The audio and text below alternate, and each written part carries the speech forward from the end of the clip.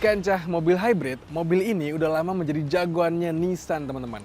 Mobil ini belum lama juga mendapat penyempurnaan dari segi desain maupun dapur pacunya. Nissan menawarkan mobil ini dengan sensasi berkendara yang layaknya mobil listrik murni, tapi dengan fleksibilitas yang nggak perlu dicas, teman-teman. Lantas apakah dengan penyempurnaannya mobil ini semakin layak buat dipertimbangkan? Mari kita bahas, ini dia Nissan Kicks e-Power model terbaru.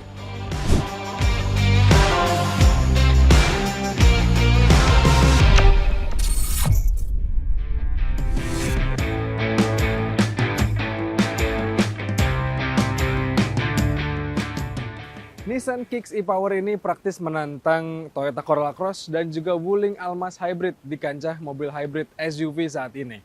Tapi bedanya dengan Toyota Corolla Cross, ini adalah mobil yang pakai jenis serial hybrid, sementara Corolla Cross itu pakai model parallel hybrid. Jadi kalau Corolla Cross itu dia mesin bakarnya masih bekerja sama dengan motor listrik untuk menggerakkan rodanya, sementara di model Nissan Kicks ini, serial hybrid itu mesin bensinnya akan mengecas motor listriknya, lalu motor listriknya akan menggerakkan rodanya. Makanya sensasi berkendara pakai Nissan Kicks e-Power ini kayak bawa mobil listrik murni, yang nggak ada suaranya, dan juga minim sekali getarannya karena mesin tuh hanya bekerja untuk mengecas motor listriknya dan mengecas baterainya.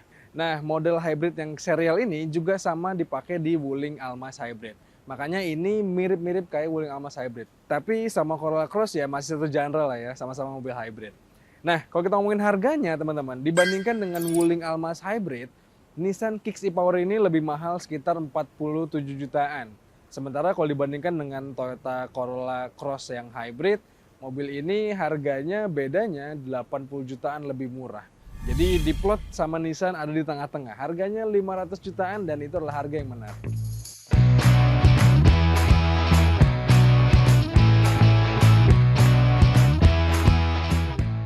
Secara desain, update yang diberikan Nissan ke mobil ini tuh tergolong minimalis. Itu yang ngebuat Kicks e-Power ini tampak mirip-mirip dengan model sebelumnya. Gak ada revisi dari segi dimensi ataupun wheelbase-nya, karena Nissan masih menggunakan platform yang sama di model terbaru Kicks e-Power ini. Paling kalau dari luar sih, yang membedakan mobil ini dengan versi sebelumnya adalah dari model garnish di bodi belakangnya yang seakan membuat stop lampnya melintang. Tapi bukan lampu ya, ini tuh ornamen yang hanya garnish saja. Sisanya masih sama. Signature V-Motion Grille khas Nissan hingga ukuran pelek ring 17 yang desainnya masih mirip dengan yang lama.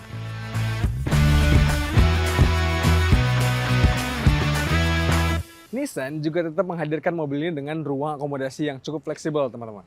Ya, walaupun bagasinya belum pakai power tailgate, harus dibuka tutup secara manual, tapi ruang bagasinya termasuk yang fleksibel lah. Ruangnya cukup lega dengan lips yang nggak terlalu lebar. Menariknya, Nissan sengaja tidak memberikan spare tire atau ban serep mobil ini, melainkan memberikan tire repair kit yang diletakkan di bawah sini nih. Itu untuk membuat bobotnya lebih tereduksi lagi, supaya baterainya akan lebih efektif untuk bekerjanya.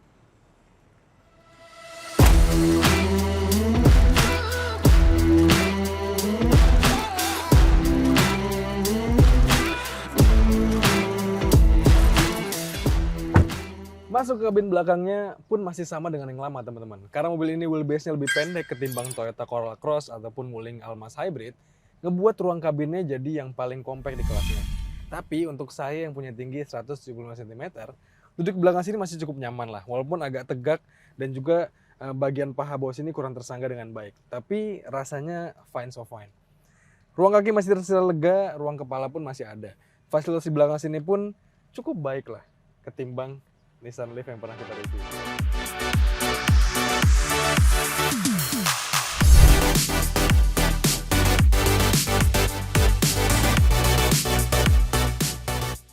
Teman-teman, menyetir Nissan Kicks e-Power model terbaru ini memang langsung kerasa beda. Apa coba yang bikin beda? Yes, ini dia. Tuas shifternya sekarang pakai model baru yang nggak lagi menggunakan model joystick gitu yang tinggi. Kalau ini modelnya pipi rendah, kotak, dan cakep tampilannya. Kalau ini nggak berubah, secara tampilan sih di kokpitnya ini ya kerasa sama aja dengan versi sebelumnya. Tapi secara umum rasa berkendaranya pun masih mirip-mirip teman-teman. Walaupun ya tipis-tipis agak beda, kerasa lebih jambak torsinya. Nissan Kicks e-Power ini kayak yang tadi kami bilang, Dia pakai model hybrid yang serial. Jadi mesin bensinnya itu nggak langsung bekerja ke rodanya, melainkan mengisi baterainya dan motor listriknya terus-menerus, sehingga yang menggerakkan roda itu motor listriknya.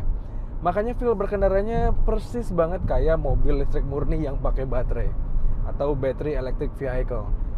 Rasa berkendaranya mirip banget, terasa seamless, senyap juga, nggak ada suaranya. Dan iya, seperti yang kalian tahu, kalau mobil listrik itu torsinya jambak banget dan dapat di seluruh rentang tarikan, teman-teman. Tarikan bawahnya dapat, maupun di tengah-tengah nih, kayak kita sekarang lagi cruising di 100 km/jam, tiba-tiba kita bejek lagi lebih dalam gasnya. Wow, cepet banget naiknya, akselerasinya cepet banget, teman-teman. Dan itu yang buat mobil ini rasa berkendaranya menyenangkan sekali.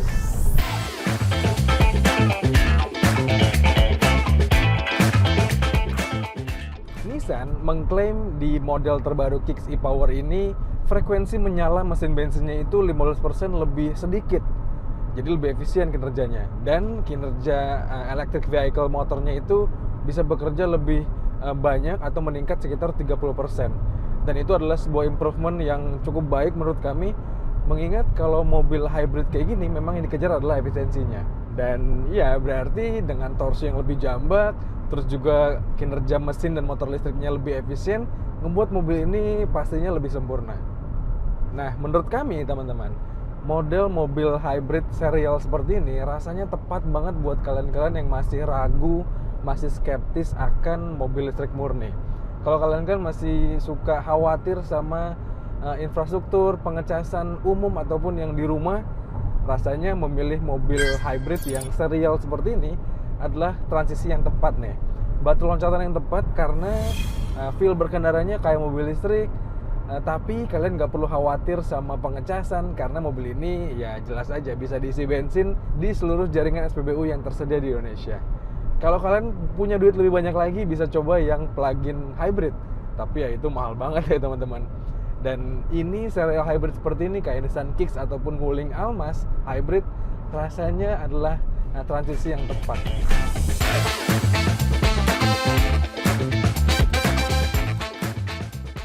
Nissan mengawinkan mesin bensin HR12 1000 cc dengan motor listrik EM47 Synchronous Motor ke mobil ini.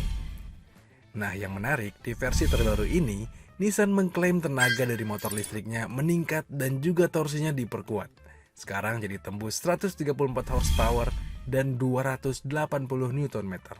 Meskipun motor listriknya lebih dikdaya ketimbang Corolla Cross, nyatanya figur segini bukan yang terbaik. Karena Kicks e-Power masih kalah tenaga dan torsinya ketimbang Almas Hybrid. Tapi untuk urusan irit-iritan, Kicks ini lebih unggul ketimbang Almas Hybrid. Kami tes di rute perkotaan, mobil ini dapat mencatatkan angka konsumsi bensin rata-rata di 19,6 km per liter. Sedangkan di rute tol, Nissan Kicks dapat 18,3 km per liter. Iya, di tol lebih boros karena mesin bensin lebih sering menyala untuk mengisi baterainya.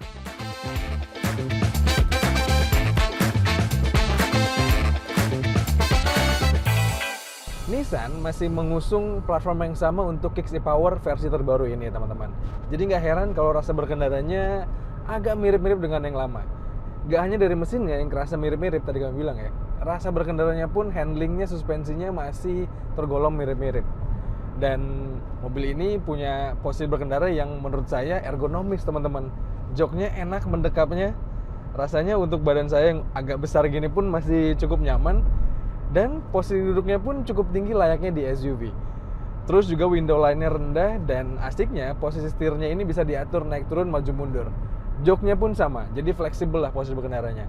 Dan untuk saya berkendara dengan Nissan Kicks e-Power ini baik di rute harian dalam kota ataupun beberapa kali cruising di tol yang jalannya panjang sekitar 2 jam berkendara, mobil ini pun rasanya nggak bikin pegel atau masih asik lah dikendarainya.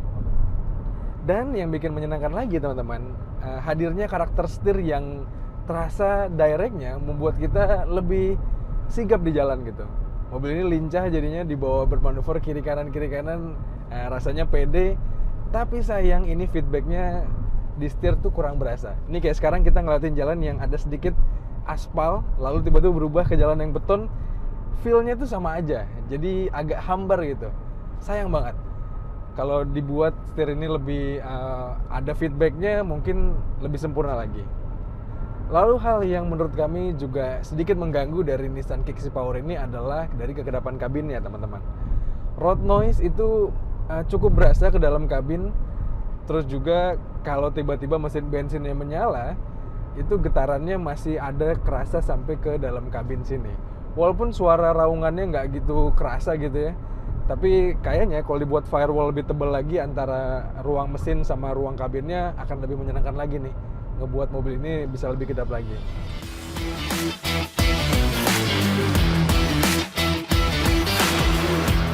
Nissan membuat karakter mobil ini cukup kaku.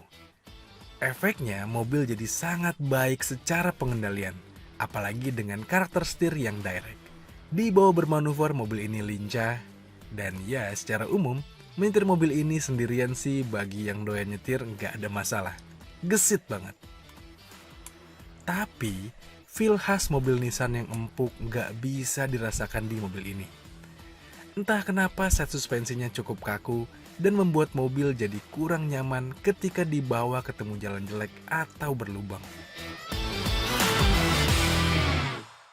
Ya, kalau kami udah bandingkan dengan Corolla Cross Hybrid ataupun Almas Hybrid, rasanya untuk bawa keluarga, untuk cruising santai bareng keluarga gitu ya, rute harian ataupun rute luar kota dengan jalan yang lebih beragam, sebenarnya untuk keluarga lebih nyaman bawa kedua mobil tadi, Corolla Cross Hybrid ataupun Almas Hybrid. Nissan Kicks ini tuningannya agak sporty, jadi kalau untuk saya pribadi sih yang doyan nyetir, rasanya fine so fine, karena untuk bermanuver itu rasanya sigap banget. Tapi untuk bawa keluarga, ya pastinya kenyamanan kabin lebih diutamakan.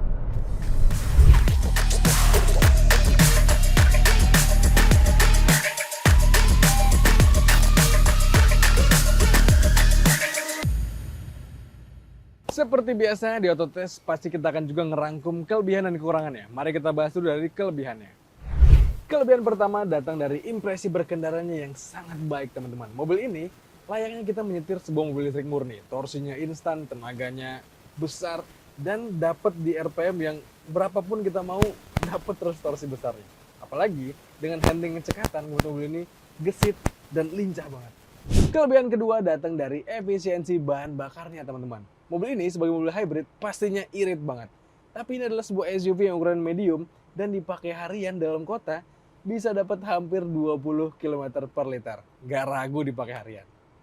Kelebihan ketiga datang dari harganya yang kompetitif, teman-teman. Harganya hanya 500 jutaan, diplot di tengah. Lebih mahal sedikit ketimbang Wuling Almas Hybrid, tapi lebih murah dibanding Corolla Cross Hybrid. Dan mobil ini hadir dengan paket penjualan yang oke dengan garansinya.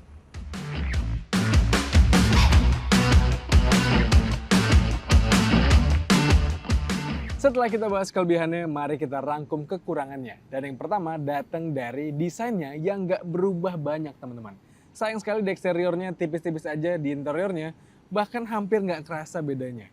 Terus juga interiornya tampil pragmatis gitu ya, kelihatan klasik aja, walaupun ini mobil yang elektrifikasi nih, mobil masa depan gitu ceritanya.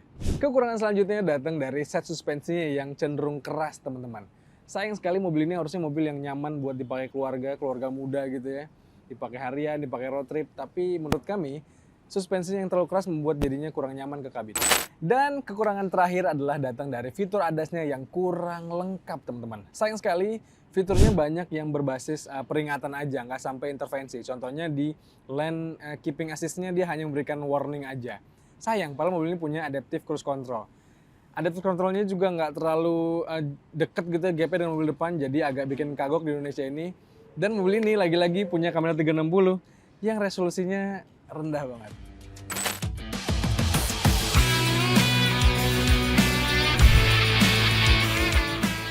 Well, menjawab pertanyaan tadi, apakah Kicks e-Power ini makin layak untuk dipinang?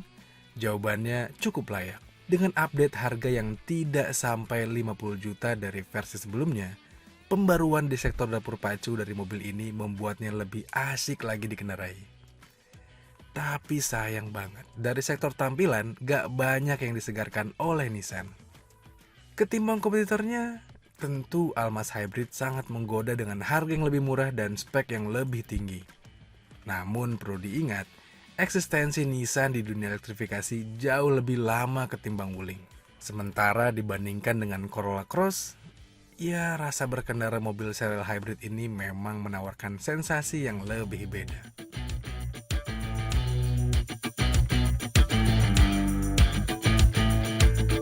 Memang pasar mobil hybrid itu menarik sekali. Mobil ini juga menarik dengan harganya yang hanya 500 jutaan atau diplot di tengah-tengah. Tapi menurut kalian gimana? Kira-kira apakah lebih layak Nissan Kicks e-Power ini atau Corolla Cross Hybrid atau Wuling Almas Hybrid? Coba kalian sampaikan pendapat kalian di kolom komentar di video kali ini. Menurut kami, tapi apapun mobilnya, rasanya tetap memiliki kelebihan dan kekurangan masing-masing. Well, itu dia tadi ulasan kami, dan seperti biasa jangan lupa untuk baca ulasan lebih lengkapnya di kanal Detik Auto, dan juga tonton video lain dari kami di kanal 20 Detik, dan juga kanal YouTube Detik Auto. Jangan lupa untuk kalian subscribe juga. Kalau gitu teman-teman, sekian aja. Saya habis pamit, stay safe, dan bye-bye.